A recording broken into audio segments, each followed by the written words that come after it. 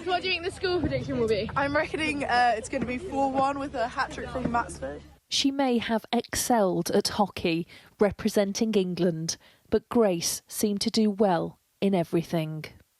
Her smile, it was so contagious, and I really miss it, and knowing that I'll never see that again is something that really hurts me. She was such a joyous person to be around. Her laughter, her excitement, she had such an unmatched just zest for life. How about you, Dr. Kumar? Well, she filled the house with sound and music, and the house was very quiet. The grief is shared between 3 families. Grace was killed last June alongside her friend and fellow student Barnaby Webber. Not long afterwards, Ian Coates, a school caretaker, was also stabbed to death. How do you feel towards the person who did this? Well, they're certainly not kind thoughts. The love of our life has been taken away from us. The music from my ears has been taken away. Our landscape has turned from vivid colour to black and white. The loss that we've suffered of losing Grace has been a loss to the country.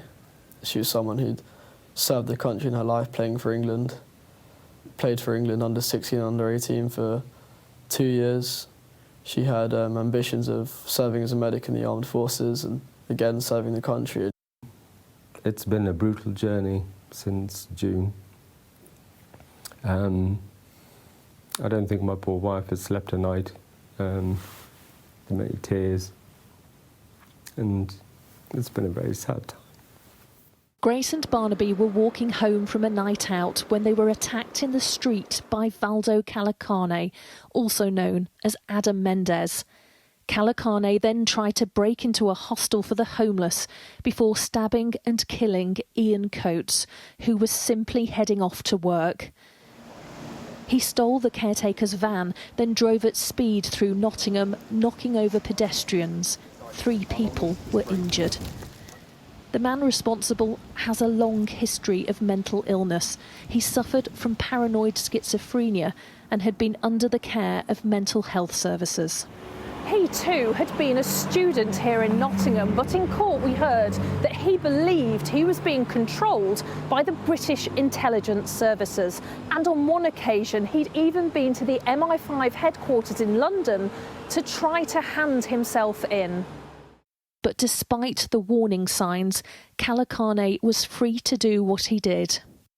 The man who did this has admitted killing Grace, but not murdering her and killing her by diminished responsibility. Do you accept that as a family? It's very hard to accept. It's very hard to accept for a father, and I'm sure for a brother. But we have faith in the legal system. We have faith in the judiciary. We have faith in the court, and we hope that they do Grace justice. Can you ever forgive him? No, I'll never forgive him.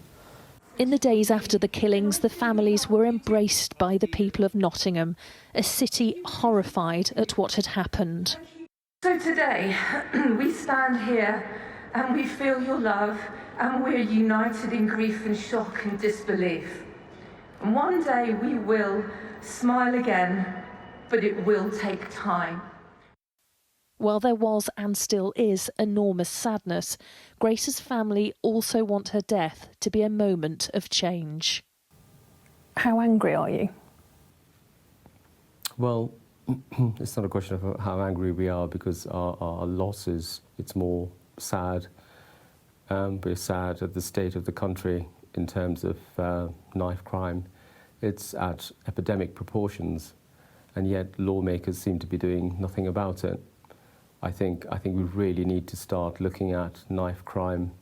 Knives are not an offensive weapon, they are a lethal weapon, and as such, I think laws need to be changed. Grace was her last moments were in pain, and that's something that really hurts me to think about. And she was a hero. That was her character. She tried her best to save her friend, and that's just simply her character. And ultimately, I think it's very important that people hear that she tried her best to save her friend as a girl. As a 19-year-old girl, she tried her best, and that explains who Grace was. I found myself completely lost since the 13th. I haven't had my best friend to go to. I haven't had an older sister to call. She hasn't been there to pick up the phone to me. And all I can do now to take any comfort in the slightest is I sleep with her university hockey top on my pillow. And I wear her clothes. That's how I try and connect with Grace. I have her earring in now, which I always keep in, because again, it's a part of her. And that's how I try and get as close as I can to her. And amidst their grief, there's still no logical reason as to why Grace, Barnaby and Ian lost their lives. Lisa Dowd, Sky News, Nottingham.